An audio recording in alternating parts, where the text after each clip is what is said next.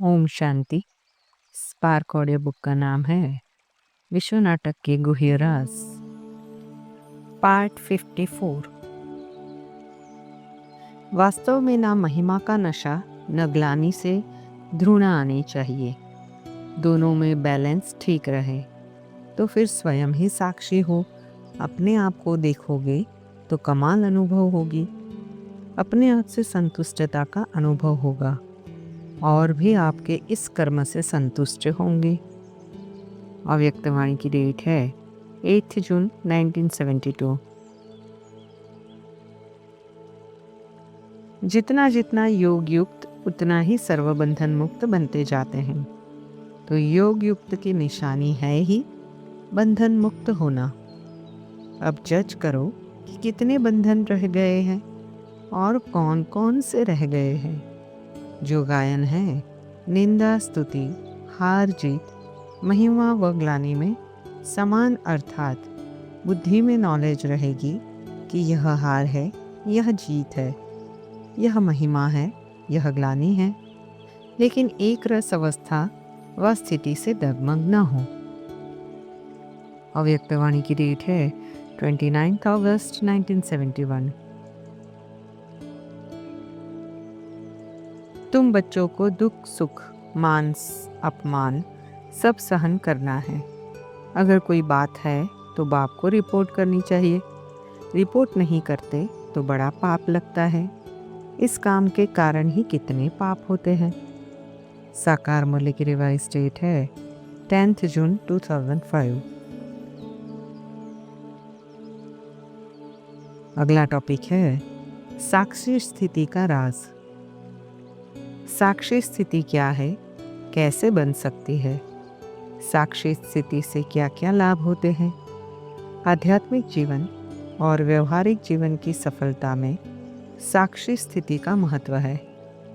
यह सब राज बाबा ने बताए हैं और साक्षी स्थिति में स्थित होने का विधि विधान भी बताया है। साक्षी स्थिति में स्थित होने में ड्रामा का यथार्थ ज्ञान बहुत सहयोगी है, अथवा यूँ कहे कि ड्रामा का ज्ञान ही आत्मा को साक्षी स्थिति में स्थित करने का एकमात्र साधन है। प्रायः सभी वेद शास्त्रों में या महान आत्माओं के उपदेशों में साक्षी स्थिति का वर्णन अवश्य आता है और सभी उसके लिए अपनी रीति से पुरुषार्थ करते हैं। परंतु विवेक कहता है कि बिना विश्व नाटक के ज्ञान के यथार्थ रीति साक्षी स्थिति में स्थित होना असंभव ही है। सहनशील ही ड्रामा की ढाल पर ठहर सकता है। सहनशीलता नहीं तो ड्रामा की ढाल को पकड़ना भी मुश्किल है। सहनशीलता वाला ही साक्षी बन सकता है और ड्रामा की ढाल को पकड़ सकता है। अव्यक्तवाणी की डेट है 8 जून 1971। जैसे कोई कमज़ोर होता है तो उनको शक्ति भरने के लिए ग्लूकोज चढ़ाते हैं। तो जब अपने को शरीर से परे अशरीरी आत्मा समझते हैं तो यह साक्षीपन की अवस्था शक्ति भरने का काम करती है। और जितना समय साक्षी अवस्था की स्थिति रहती है उतना ही बाप साथी भी याद रहता है। अव्यक्तवाणी की डेट है 3 जून 1971। जितना साक्षी रहेंगे उतना साक्षात मूर्त और साक्षात्कार मूर्त बनेंगे। इसलिए ये अभ्यास करो।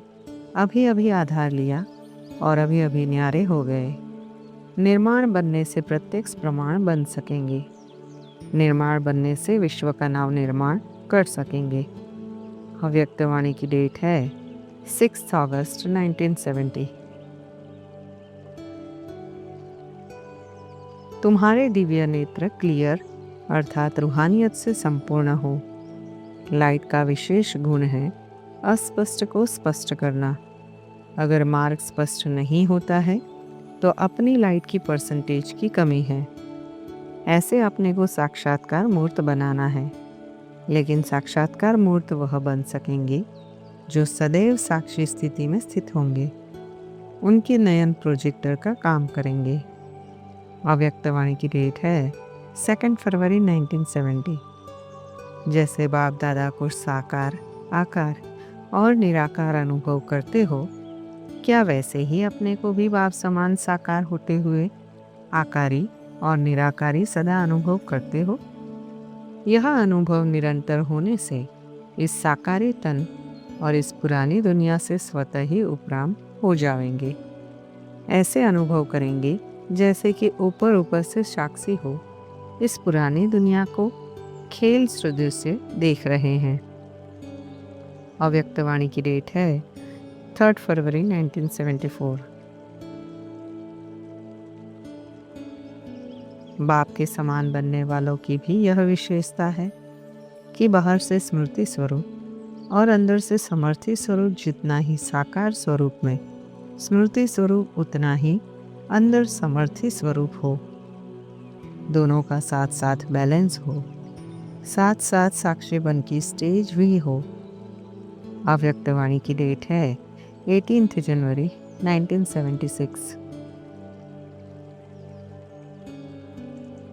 आगे चल ड्रामा क्या दिखलाता है सो साक्षी होकर देखना है।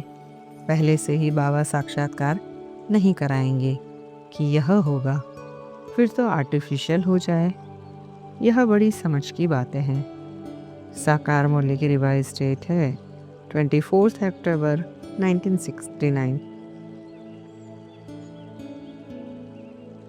अगला टॉपिक है साक्षात्कार मूर्त स्थिति का राज। जब हमारी साक्षात्कार मूर्त स्थिति अर्थात जिस स्थिति, चेहरे और चलन से दूसरी आत्माओं को अपने स्वरूप का और परमात्मा के स्वरूप का साक्षात्कार हो, वह स्थिति तब होगी जब हम अपने अनादि आदि स्वरूप में स्थित होंगे। जब हमारी ऐसी स्थिति होगी तभी दूसरी आत्माओं को सही रास्ता दिखा सकेंगे। साक्षात्कार मूर्त तब बनेंगे जब आकार में होते निराकार अवस्था में होंगे। चलते फिरते मैं ब्रह्मा का कुमार हूँ, यह भूलता है क्या? जब यह नहीं भूलता है तो शिववंशी होने के नाते अपना आत्मिक स्वरूप क्यों भूलते हो? अव्यक्तवाणी की डेट है 28 जुलाई 1971। जब तक इस अव्यक्त स्वरूप में लाइट के कार्ब में स्वयं को अनुभव न किया है, तब तक औरों को आपका साक्षात्कार नहीं हो सकेगा, क्योंकि जो दैवीय स्वरूप का साक्षात्कार भक्तों को होगा वह लाइट रूप की कार्ब में चलते फिरते रहने से ही होगा, जिसे शास्त्रों में दिखाते हैं कि कंस ने कुमारी को मारा तो वह उड़ गई, साक्षात्कार रूपधारी हो गई और फिर आकाशवाणी की। वैसे ही आप लोगों का साक्षात्कार हो। अव्यक्तवाणी की डेट है 15 सितंबर 1974। आप विशेष आत्माओं की विशेषता किस बात में है? बाप समान बन सर्व को बाप का साक्षात्कार कराना और साक्षात्कार बन साक्षात्कार कराना, यह सिर्फ विशेष आत्माएं ही कर सकती है। यह और कोई आत्मा नहीं कर सकते। न भक्ति मार्ग वाले और न ज्ञान मार्ग में आने वाली साधारण आत्माएं। मुरब्बी बच्चों का फर्ज भी विशेष यही है। अव्यक्तवाणी की डेट है 13 सितंबर 1974। अगला टॉपिक है सच्चे सत्संग और सत्संग का जीवन में महत्व का राज। सत्संग का जीवन में बड़ा महत्व है। भक्ति में कहा है, संगत से गुण उपजे और संगत से ही गुण जाए। बांस फांस और मिश्री एक ही संग बिकाए। जैसा संग होता है वैसा ही मनुष्य बन जाता है। सत्य एक परमात्मा ही है, इसलिए उनका संग ही सच्चा सत्संग है, जो आत्माओं को संगम युग पर ही मिलता है, जिससे आत्मा अपने सत्य स्वरूप का अनुभव करती है और उस स्थिति के अभ्यास से सत्यों की सृष्टि में श्रेष्ठ पद की अधिकारी बनती है। गायन है संग तारे कुसंग बोरे। सत्य परमात्मा का संग ही आत्मा के मुक्ति जीवन मुक्ति का आधार है। दुनिया में भक्ति भावना के संगठन को भी सत्संग कहते हैं, परंतु वह सच्चा सत्संग नहीं है, क्योंकि उसमें सत्य का ज्ञान ही नहीं है। इसलिए आत्मा की उतरती कला ही होती है। सच्चे सत्संग से आत्मा की चढ़ती कला होती है। ये चढ़ती कला ही सच्चे सत्संग की कसौटी है। अभी तुम बच्चे सत्संग में बैठे हो। इस सत्संग में कल्प कल्प संगम युग पर ही बच्चे बैठते हैं।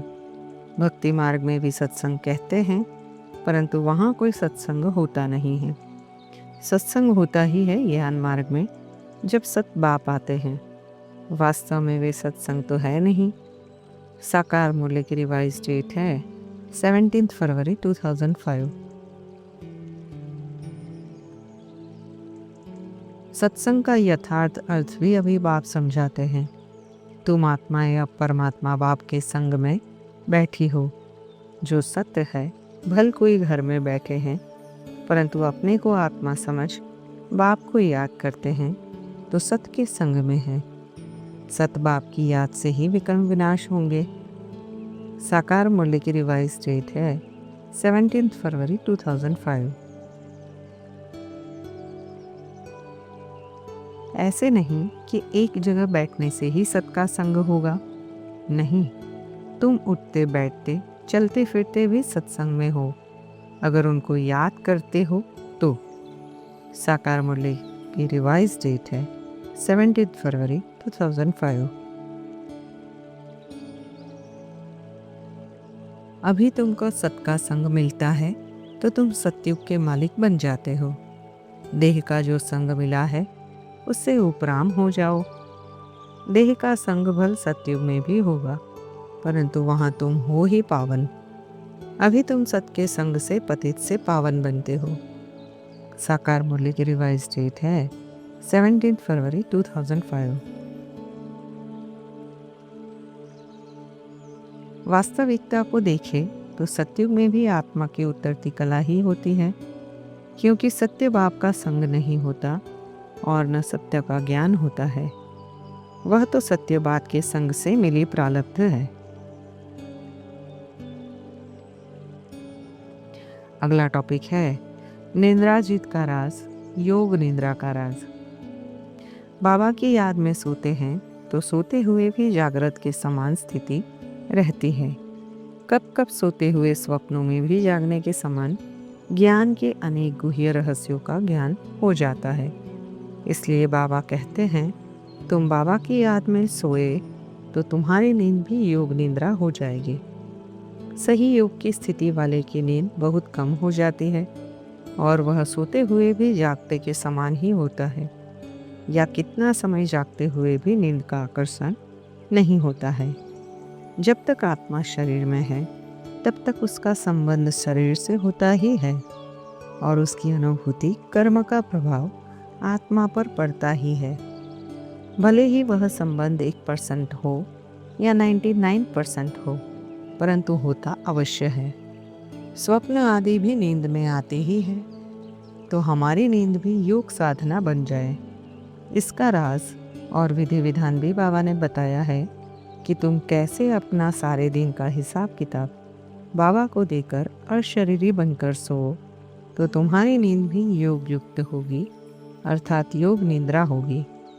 नींद में भी सुख अनुभव होगा और नींद से जागने पर भी उसका सुख अनुभव होगा।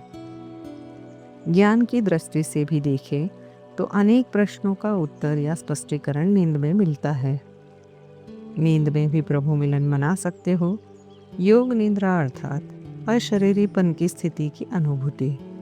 सारे कल्प के मिलन का हिसाब इस छोटे से युग में पूरा करते हो, इसलिए कहते श्वासोश्वास सिमरो। अव्यक्तवाणी की डेट है 14 अक्टूबर 1987। अगला टॉपिक है साक्षात्कार, दिव्य दृष्टि एवं दिव्य बुद्धि का राज। ज्ञान मार्ग और भक्ति मार्ग के साक्षात्कार के अंतर का राज। साक्षात्कार और दिव्य दृष्टि का ज्ञान मार्ग में बहुत महत्व है। उसका सारा राज भी बाबा ने बताया है और दिव्य दृष्टि और साक्षात्कार के द्वारा ज्ञान के अनेक गुह्य राजों को स्पष्ट किया है। ज्ञान मार्ग में किसी को परमात्मा द्वारा दिव्य बुद्धि का वरदान मिला है तो किसी को दिव्य दृष्टि का वरदान मिला है।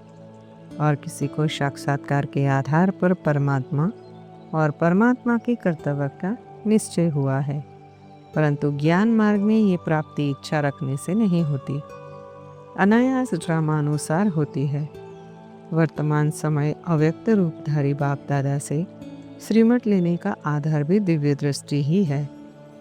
भक्ति मार्ग में भी भक्त साक्षात्कार की बहुत आस रखते हैं, परंतु भक्ति मार्ग में जो जिस देवता की पूजा करते हैं, जिस श्रद्धा भावना से करते हैं, ड्रामा अनुसार उसका साक्षात्कार हो जाता है, भले ही उस स्वरूप का कोई देवता न भी हो।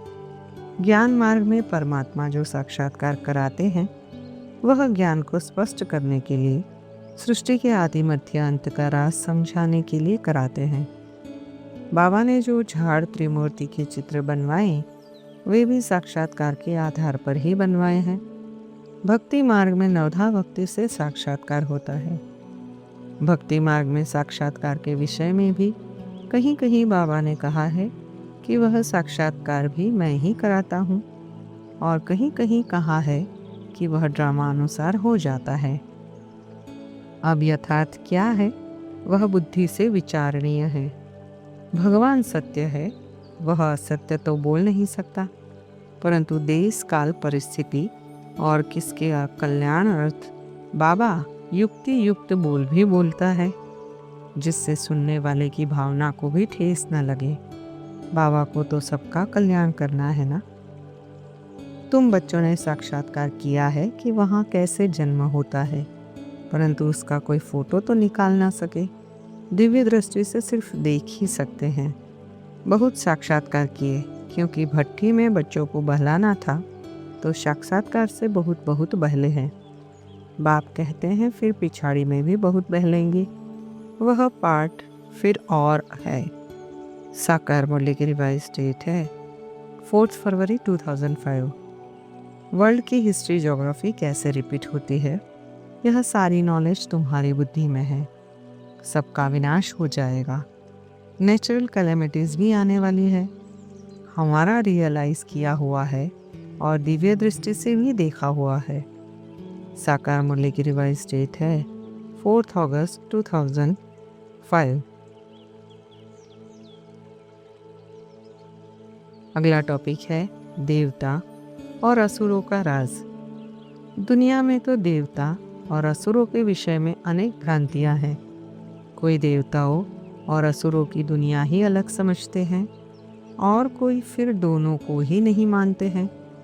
देवता और असुरों का यथार्थ राज भी अभी बाबा ने बताया है। देवता और असुर कोई इस दुनिया से अलग दुनिया के रहने वाले नहीं थे, और न ही कोई विशेष व्यक्ति थे। दोनों ही मनुष्य है। जब मनुष्य में दैवीय गुण होते हैं तो देवता कहलाते हैं, और जब आसुरी गुण संस्कार हो जाते हैं तो वे ही असुर कहलाते हैं। फिर परमात्मा आकर असुरों को ही ब्राह्मण बनाकर पढ़ाते हैं, और ब्राह्मण ही पढ़कर अपने आसुरी गुण संस्कारों को बदलकर दैवीय गुण संस्कार धारण कर देवता बनते हैं। अगला टॉपिक है दैवीय चलन और आसुरी चलन का राज। देवता और असुर दोनों ही मनुष्य है, परंतु उनकी चलन में दिन और रात का अंतर है। दोनों की चलन में मूलभूत अंतर क्या है, वह भी बाप ही आकर बताते हैं। मुख्य अंतर पवित्रता और काम वासना का है। देवताएं पवित्र होते हैं, उनमें काम वासना का अंश भी नहीं होता है, और जब देवताओं में अज्ञानता के वशीभूत देहाभिमान प्रवेश करता है तो काम वासना आ जाती है, जिससे वे देवता कहलाने के अधिकारी नहीं रहते और उनको असुर कहा जाता है। कई बच्चे कहते हैं, बाप कहते हैं किसको दुख नहीं देना है। अब यह विष मांगते हैं तो उनको न दे तो यह भी दुख देना हुआ ना। ऐसे मूढ़भती भी है। बाप कहते हैं पवित्र जरूर बनना है। आसुरी चलन और दैवीय चलन की भी समझ चाहिए। सब धर्मों में वैष्णव होते हैं जो छीछी चीज नहीं खाते हैं। कोई छीछी चीज, कोई के हाथ की बनाई हुई चीज नहीं खानी चाहिए। साकार मुरली की रिवाइज डेट है 21 अक्टूबर 2004। अगला टॉपिक है दैवीय गुणों और आसुरी गुणों का राज। आत्मा के मूल गुण तो दैवी ही है, परंतु जब आत्मा अज्ञानतावश अपने अस्तित्व को भूलने के कारण देहाभिमान के वशीभूत हो जाती है तो गुण संस्कार आसुरी हो जाते हैं। आसुरी गुण भी नंबरवार होते हैं। देहाभिमान और देह अभिमान से उत्पन्न काम विकार सबसे निकृष्ट आसुरी गुण है और पवित्रता अर्थात ब्रह्मचर्य सबसे श्रेष्ठ दैवीय गुण है। ब्रह्मचर्य के बल से देवताओं ने मृत्यु को जीता है। यथार्थ ईश्वरीय ज्ञान और योग का अभ्यास दैवीय गुणों की धारणा और आसुरी गुणों त्याग का मूलाधार है। जिन गुणों से स्वयं को और अन्य आत्माओं को सुख मिलता है वही दैवीय गुण कहे जाएंगे, और जिन गुणों और संस्कारों से स्वयं को और दूसरों को दुख मिले वे आसुरी गुण संस्कार कहे जाएंगे। दैवीय गुण संस्कारों को मूल है देही अभिमानी और आसुरी गुण संस्कारों का मूल है देहाभिमानी। दैवीय गुणों और आसुरी गुणों की लिस्ट तो लंबी है, परंतु ब्रह्मचर्य और विषय वासना ही देवता और असुरों के मध्य की सीमा रेखा है। तुम ही पूज्य से फिर पुजारी बने, 84 जन्म लेते लेते सतो प्रधान से तमो प्रधान पतित बन गए। बाप ने सीढ़ी सारी समझाई है, अब फिर पतित से पावन कैसे बनते हैं यह किसको भी पता नहीं। साकार मूल्य की रिवाइज डेट है 5 अक्टूबर 2004। यह भी अब तुम जानते हो कि बाप हमको इस विषय सागर वेश्यालय से निकालते हैं। यह वेश्यालय कब से शुरू होता है यह भी तुम जानते हो। साकार मूल्य की रिवाइज डेट है 7 अक्टूबर 2004। देवता बनना है तो दैवीय गुण भी अवश्य धारण करने हैं। जिसको यह बुद्धि में आ गया वह फट से सब आदतें छोड़ देंगे।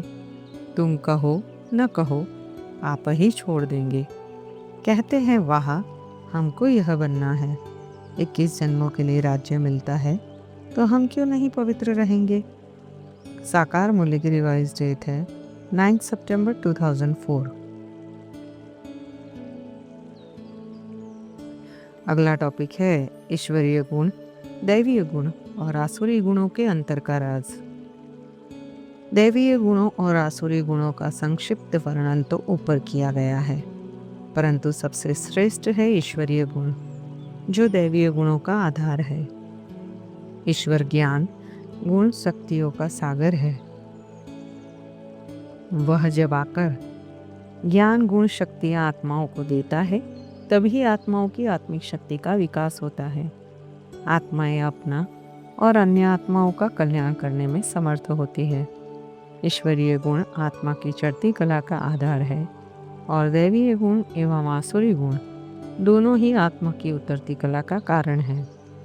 दैवीय गुण होते भी ईश्वरीय गुणों के अनुपस्थिति में आत्मा की शक्ति का निरंतर ह्रास ही होता है, परंतु यह ह्रास ही गति आसुरी गुणों की अपेक्षा कम होती है।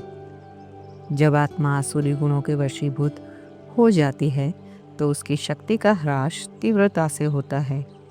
आत्मा में ईश्वरीय गुण कर्तव्य संगम युग पर ही होते हैं जब हम ईश्वर की डायरेक्ट संतान बनते हैं।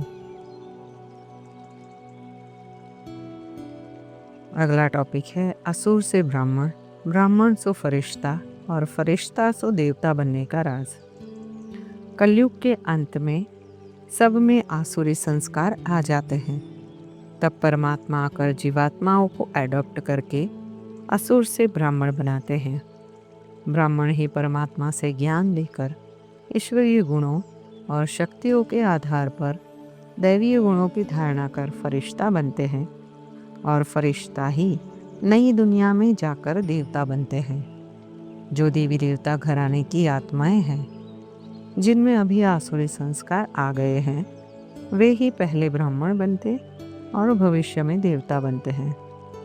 फरिश्ते की विशेषता है हल्कापन। संकल्प वाणी कर्म और संबंध में हल्के रहेंगे।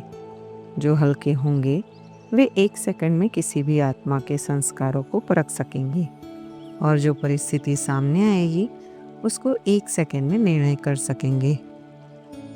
अव्यक्तवाणी की डेट है 25 दिसंबर 1969। शिव बाबा का सीजरा अविनाशी है, वह फिर साकार सीजरा बनता है। ड्रामा अनुसार शूद्र से ब्राह्मण बनना ही है। तुम शूद्र से ब्राह्मण न बनो, यह हो नहीं सकता।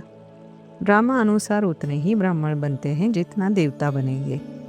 ड्रामा अनुसार कल्प पहले जिसने ज्ञान की धारणा की है सो करेंगे। हम साक्षी होकर देखते हैं। पुरुषार्थ तो जरूर करना पड़े, पुरुषार्थ बिगैर प्रारब्ध मिल नहीं सकते। साकार मुरली की रिवाइज डेट है 7 नवंबर 1972। अगला टॉपिक है देवताओं की महानता का राज। ब्रह्मचर्य ही देवताओं की महानता है। गायन है, ब्रह्मचर्य के बल देवताओं ने मृत्यु को जीता है। ब्रह्मचर्य पवित्रता की मूल विशेषता है। वास्तव में महानता सारी ब्राह्मणों की है, जो परमात्मा से शक्ति लेकर उनके बनकर त्याग तपस्या के बल से पावन देवता बनते हैं। पवित्रता देवताओं की विशेषता है, जिसके कारण उनका पूजन होता है। अगला टॉपिक है जीवन की पहेली का राज। जीवन क्या है और क्यों है? यह प्रश्न प्रायः सभी मनुष्य आत्माओं को अपने दुख शांतिमय परिस्थितियों को समय या किसी दुखी आत्मा के दुख को देखकर मन में यह उठता है और वह उसका हल खोजने का पुरुषार्थ करता है, जिसके उत्तर में अनेक दार्शनिकों ने, विद्वानों ने अनेक प्रकार के विचार व्यक्त किए हैं, परंतु यथार्थ तर्क संगत और बुद्धिगम्य उत्तर कोई नहीं दे पाया है, जिसके कारण आज भी जीवन एक रहस्यमय पहेली बना हुआ है और वर्तमान विज्ञान के युग में अनेक वैज्ञानिक उसका हल ढूंढने में लगे हुए हैं, जिसका यथार्थ राज ज्ञान सागर परमात्मा ने अभी बताया है। जिस राज को जानने से सारे प्रश्न हल हो गए और ये जीवन परमानंदमय हो गया है। जीवन एक खेल है, जिस खेल को खेलने के लिए सभी आत्माएं परमधाम घर से इस धरा पर आती है और एक खेल का एक चक्र पूरा होने पर घर जाती है और पुनः दूसरे चक्र में अपने समय पर आती है। इस प्रकार ये आवागमन का चक्र अनादि काल से चलता आ रहा है और अनंत काल तक चलता रहने वाला है। इस खेल को परमात्मा ने भूल भुलैया का खेल, सुख दुख का खेल, स्मृति विस्मृति का खेल, दिन रात का खेल, बाजोली का खेल, राम और रावण का खेल आदि अनेक नामों से संबोधित किया है। ओम शांति।